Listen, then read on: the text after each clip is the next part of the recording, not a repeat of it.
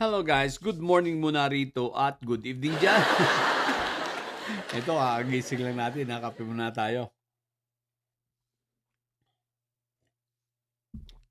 Okay, guys, ito. At iilang araw na lang, no? 6 na araw na lang ang natitira kay Inday Sayad at sisimulan na ang kanyang impeachment trial. So, naiinip na ba kayo? Aba. Ako naman naiinip din. Pero, hintayin natin, no? Ngayon, ano ang katotohanan dito? So, wala na. Wala nang pag-asang mapigilan pa ang impeachment trial nitong si Inday Sayad. So, ibig sabihin, ito ay bukod sa alumpihit na ampwet, galit na galit sa kanyang mga alipores. Sabi nga ng ating puting kabayo, talagang laging mainit ang ulo. Mainit ang ulo ng mga magkakapatid, kaya lang, sila mismo, parang medyo hindi na nagkakasundo. Dahil nga sa nagkaroon na ng mga faction itong mga didili. Nagkaroon ng grupo, sariling grupo itong si Barbie Baste, meron din sariling grupo si Yutman, at meron din itong si Inday Sayad, di ba? So, ngayon, yung kanyang mga grupo, hindi nagkakasundo. Kanya-kanya na. Di ba ga? Pero yung mga leader ng kanilang mga grupo, talaga mangungulungan. Lalo si Mike Diferencia na nasa grupo ni Barbie Baste. Di ba?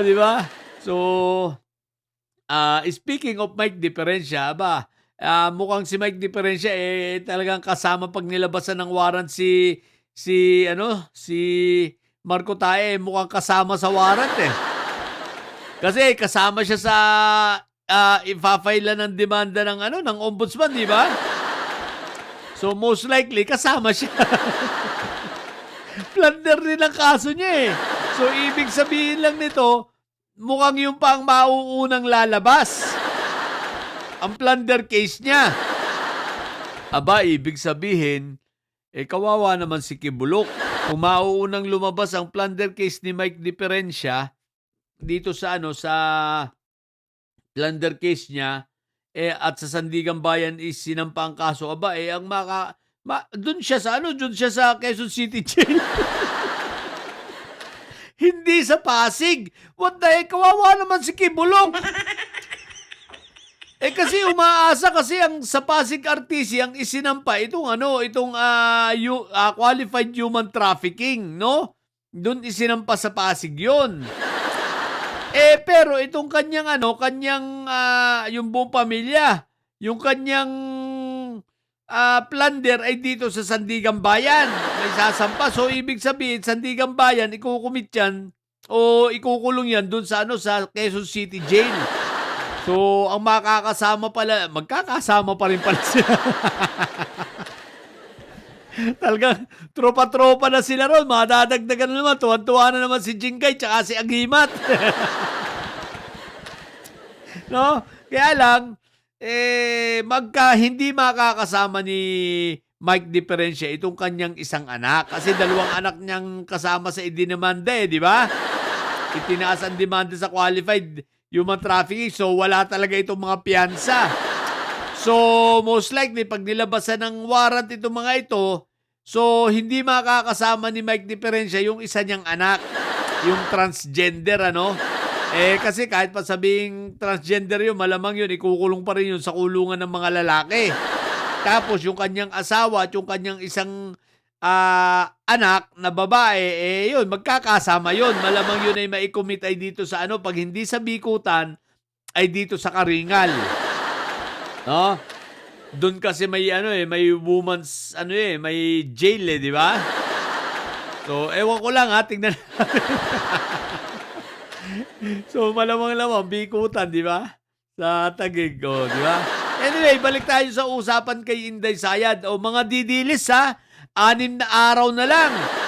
May 6 na araw pa kayo para gumawa ng mga fake news, gumawa ng kung ano-ano pang mga pwede nyong gawin para sa ganun mapigilan ang impeachment trial ni Inday Sayad.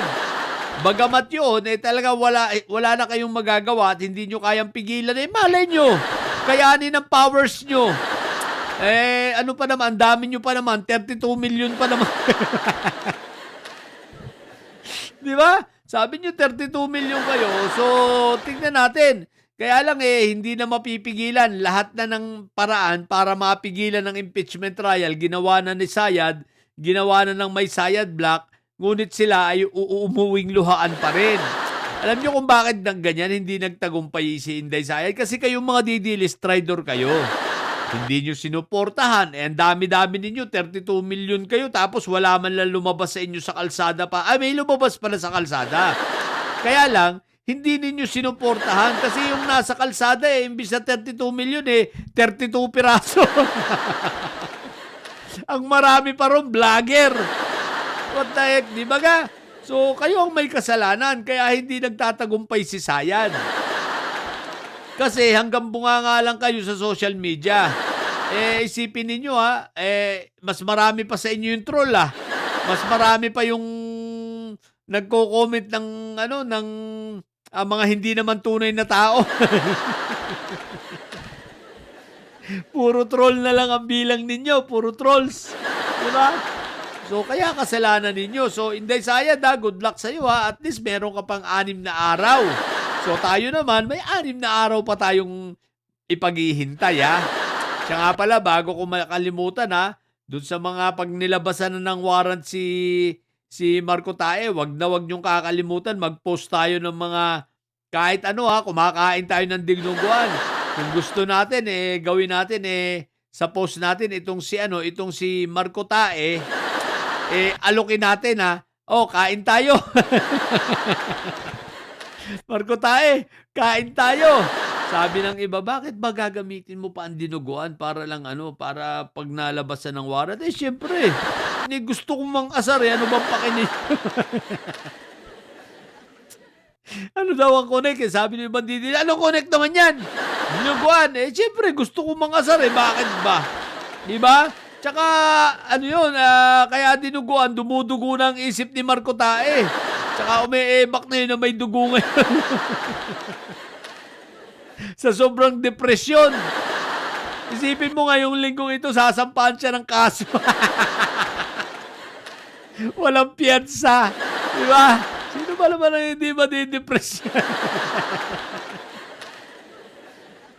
Ombudsman! Boying So, good job Good job again basta may kulang ka pa sa amin may balance ka pa. Marami pa alalahanin mo wala pa si Sabit Sipon na hindi pa naiiyak yung kaso nyo. So, so 6 na araw.